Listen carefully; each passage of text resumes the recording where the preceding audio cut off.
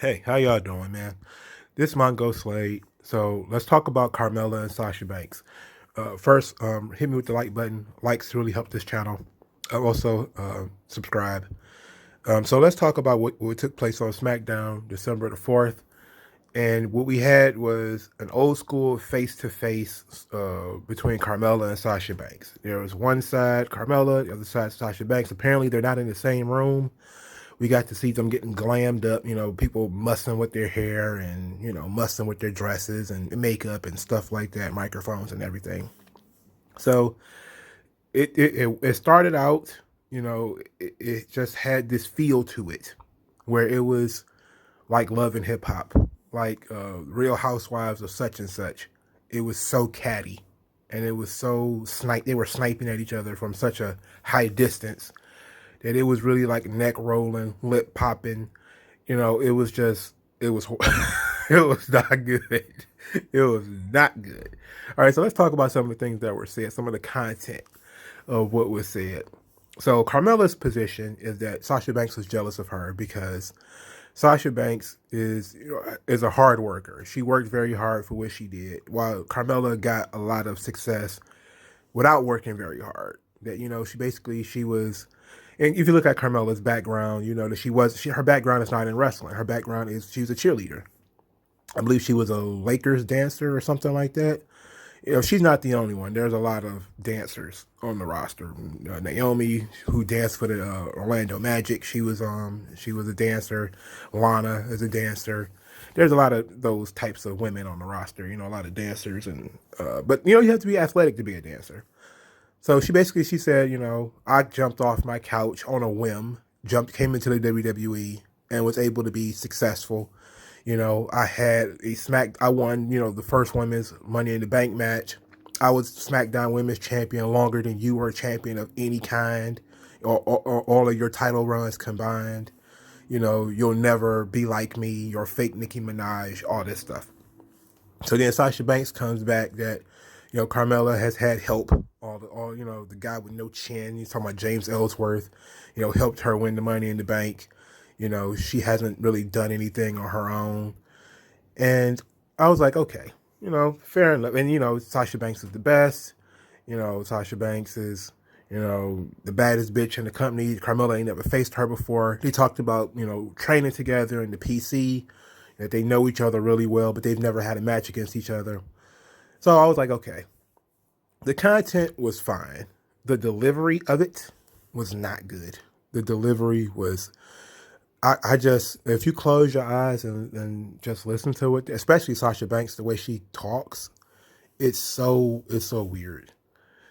She's like, oh, look, like, I am Sasha Banks, and I am the baddest bitch in the WWE. And I was like, oh, it was so frustrating, man. Now, it wasn't quite as catty as, maybe I over exaggerated a little bit about how catty it was, because it wasn't like they were screaming at each other and clapping and everything, but they were close. They were close to really getting like real over the top. But it felt like a VH1 segment that they just dumped in the middle of SmackDown, and I didn't like it. If we're being honest, I did not like it. I was not a fan of this segment.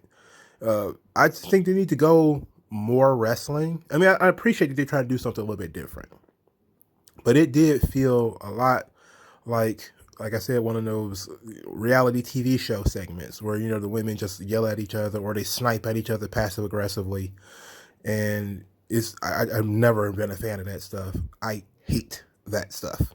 I hate it with a passion. It is some of the worst. It's the worst thing to happen to TV. Was reality TV. The what was that shit? The Flavor of Love, the Flavor Flav shows, all that type of stuff was the worst thing to happen to TV because it's so cheap, and it's all about cheap drama and passive aggressive attacks, and it's horrible. Bad relationships and stuff like that. It's all bad TV. It's real bad TV, and I don't want WWE bringing that. But it kind of gets that way, from time to time when you have these segments with women. If you as soon as you move it away from pro wrestling, who's the best, who's the man, etc., etc., it kind of gets real catty. It gets it gets almost gossipy. And they tried to keep it. I think they tried to keep the content a little bit more direct.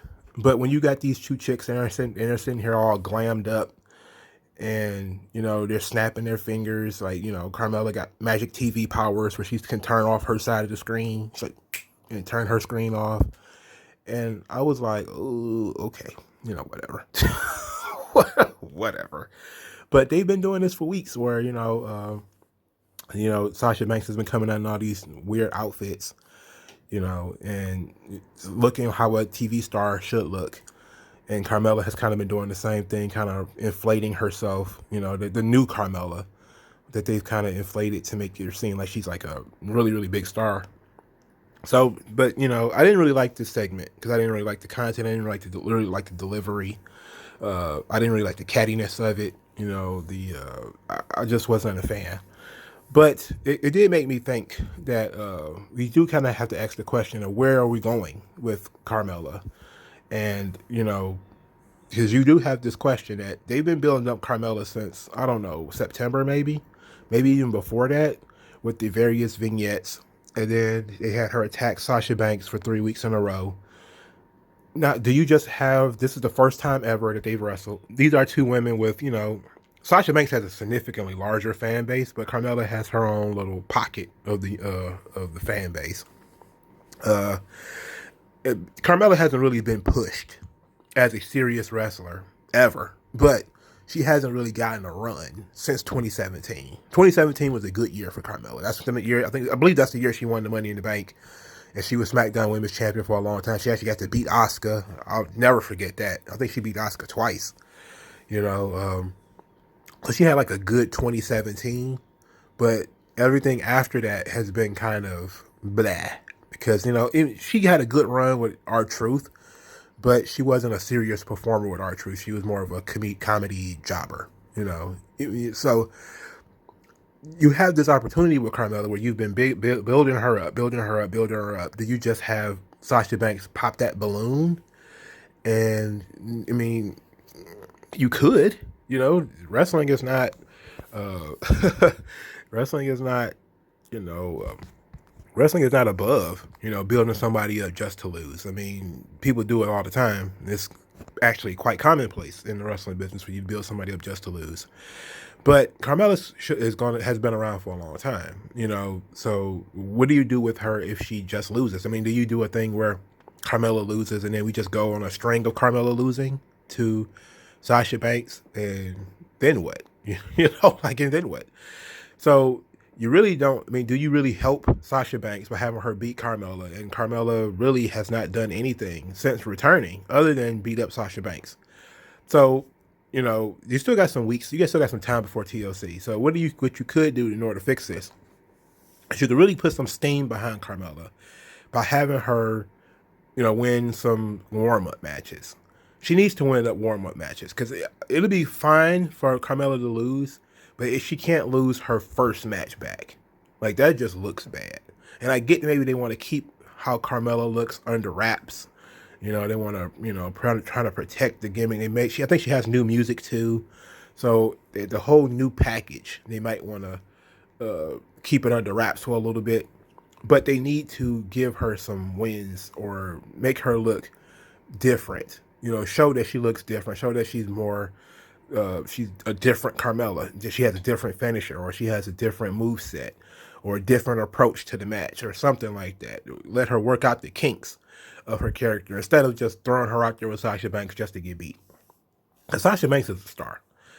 Sasha Banks doesn't need to win, but you're not gonna. I doubt they put the title on Sasha Banks just to take it off of her, and then especially to take it off of her to give it to Carmella. And me personally, I want the Bianca Belair Sasha Banks match. That's me personally, and I think a lot of other people do too. To that piece though, they're not doing Bianca Belair any credit. They're not doing her any favors either, because her big match is with Bayley. That's the big match Bianca Belair is looking forward to. But they got Bayley doing clean jobs for fucking Natalya. Like, you're not. they're stealing the value of Bayley from Bianca Belair. You know, like, allow me to explain. I said this on Twitter, but allow me to explain in a little bit more detail. Bayley is coming off fresh of 3 straight losses or something like that to Sasha Banks, 2 or 3. I don't remember how many. And she hit the skids where now basically she doesn't care about anything. So she was given a SmackDown position of Survivor Series. She got pinned. She was the first person to get beat at Survivor Series. She got beat by Peyton Royce, who hasn't been on TV since, by the way. And now she's doing clean jobs for Natalya. She just gives up in the sharpshooter. And it's like you're not building Bayley back up. Like, it could have been a thing where Bayley got counted out or disqualified or something at Survivor Series. But then she beats Natalya, and she looks like she's going back to being herself. You know, the dominant Bayley that she was over the summer and, you know, the spring and the summer. And, you know, then Bianca Belair gets to slay that dragon. She actually gains something from winning that match. But what did she gain if Bayley is on the losing streak? If Bayley lost to Peyton Royce, but she doesn't really care. Oh, Bayley tapped out to Natalya, but she doesn't really care. Oh, Bayley's going to lose to somebody else, and nothing matters. It's like we're going to give all these other people these wins, and then when Bianca Belair beats Bayley, it doesn't mean anything. She's been devalued to the point where it doesn't matter. But that's what I mean here by, you know, the Sasha Banks Carmella thing. Carmella has been beat down over the last couple of years. She needs to get built up. That's why she needs to have, you know, instead of just attacking Sasha Banks, they need to show her winning matches, being different, and that she's going to approach this match differently, and that she is a threat to Sasha Banks. You know, build some value in the win if you're going to give them the win. You know, and some people may say, well, they're building Sasha Banks. You know, Sasha Banks beat Asuka. So now it's going to mean something when Carmella beats Sasha Banks. And I'm like, I don't know if you want to deal with the fandom of Carmella winning that title. Now, I would laugh because I laugh at stuff like that. It'll be an eruption. People would be so upset. And people would be furious. And it might be worth doing just to see the reaction.